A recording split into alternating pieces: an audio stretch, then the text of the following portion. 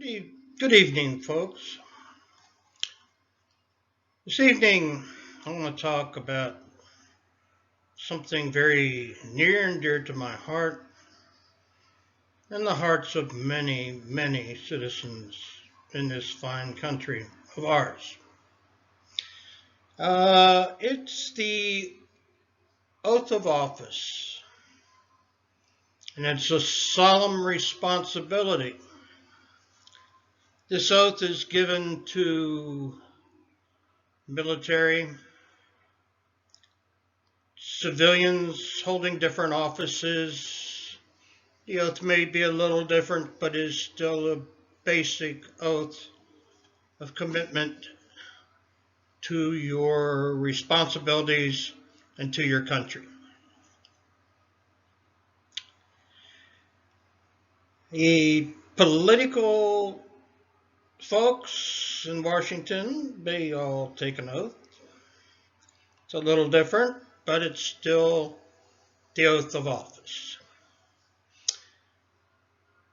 I have never heard of or seen a ceremony to rescind the responsibilities and the fact that you took the oath. I am very keenly aware that I took the oath to join the Marine Corps in May 1966, knowing full well that I might possibly have to give my life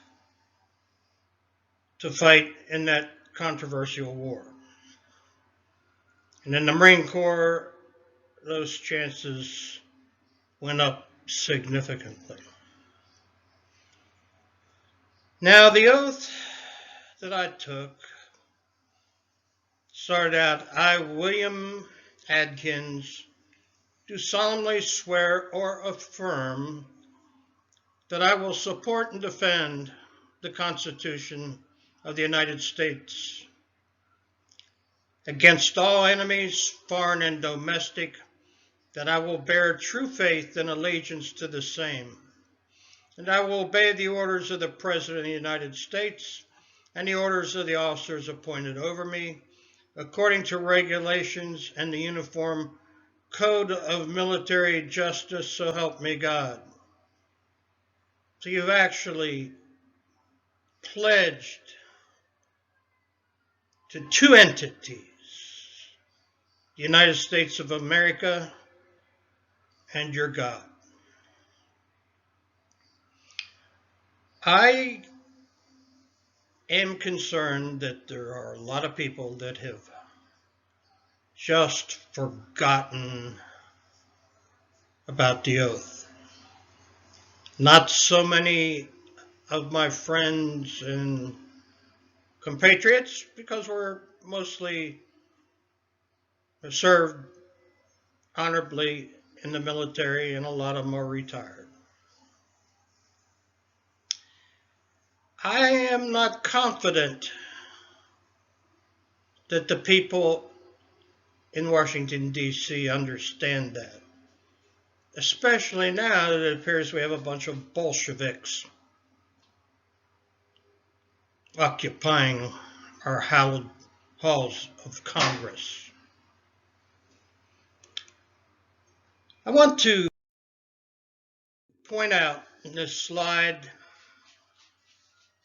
that's me at 27 years old in the middle, Staff Sergeant. That's the helicopter that I flew in quite a bit up there with the eyeballs on the front. The famous Squadron HMM 163, which nowadays they're flying Ospreys, but those are the old Sikorsky UH-34s with a radial engine in them.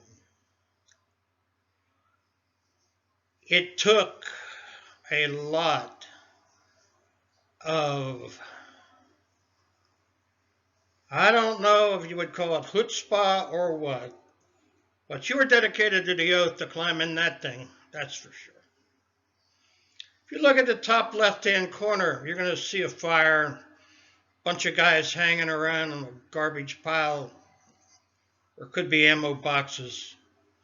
That's Khe Sanh, where they spent 3 months. General Giap of the North Vietnamese Army called them the Walking Dead. I was amongst the Walking Dead for 3 days, and that was way enough for me. Underneath it, you're going to see a revetment, an oil drum, helicopter blade, somebody's boot sticking out along the revetment. And way up there at the oil drum, there's kind of a little figure. That's me. I did not know that photograph existed until a couple years ago. I'd tell people the story. But you also see a pile of dirt out in front of the oil drum. That's where a mortar hit. And in the smoke behind there, you'll barely make out the form of a C-130. And that's what would happen. The C-130s would land to get supplies dropped off, take medevacs out, whatever. Now, you want to talk about the oath? Those guys in that C-130, and I've seen several of them burned up along the runway at Khe Sanh. Those guys, they followed the oath. The guys by the fire at Khe Sanh, they're oath keepers. People should understand when they take this oath, there is a solemn responsibility. And my biggest disappointment is the fact that, once again, the Bolsheviks in D.C., especially now, don't understand, and they don't care.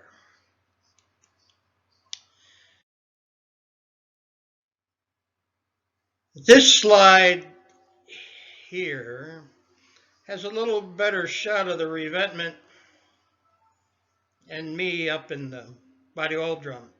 You're going to see a kid over there that looks like about 13 years old. That's me in my filthy flight suit. I'm wearing a 45 that is almost bigger than me. And the only reason I have that 45 instead of a 38, this really good guy of a sergeant said, "Adkins, what are you taking for a sidearm?" I said, "I got my 38. He said, "No, here, put this 45 on. Let me take your picture with it in case you get killed." And this slide has got a few more oath keepers. My Uncle Bob, who was a 90-day wonder, as my dad called him, in World War II in the Army Air Corps, which later became the Air Force. He retired as a lieutenant colonel. To the right of that, you see me in the 1775 Marine Corps officer's dress uniform, and I'm doing a missing man table. There's a lot to explain about that, so I would suggest you look it up. Anyhow, this was at a Sons of the American Revolution function. And to the right of them, you see kind of a chunky guy with the black hat with the eyeballs on it, the HMM 163 eyeballs. Beside him is Walt Wisniewski, one of the best helicopter pilots that ever lived. The only problem is he kept trying to get us killed.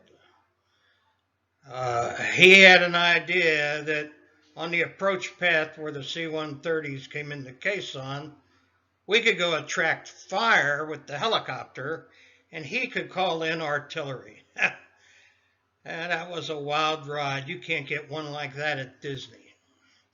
Now down below is a couple of the Sons of the American Revolution in the period costume. Call them costumes because they're not really the uniforms, even though they probably cost a hell of a lot more than the real uniform. And to the right of that are two chunky Boy, we have grown oath keepers. And an ancient UH-34 that has really gone to hell, sitting outside. This is at Pensacola. And the two of us, me and Vaughn Goodwill, were much skinnier than the old days. He was a hell of a mechanic and crew chief, and I think, to the best of my knowledge, he flew almost 2,000 missions and did almost 2 years in Vietnam. There's an oath keeper.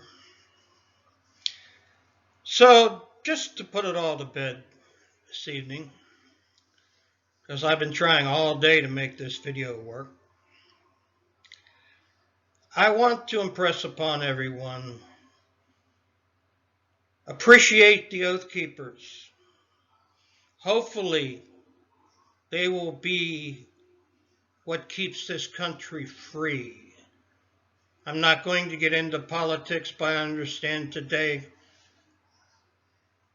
that our commander-in-chief was extremely negative in his speech and painted people like us oath keepers as the problem.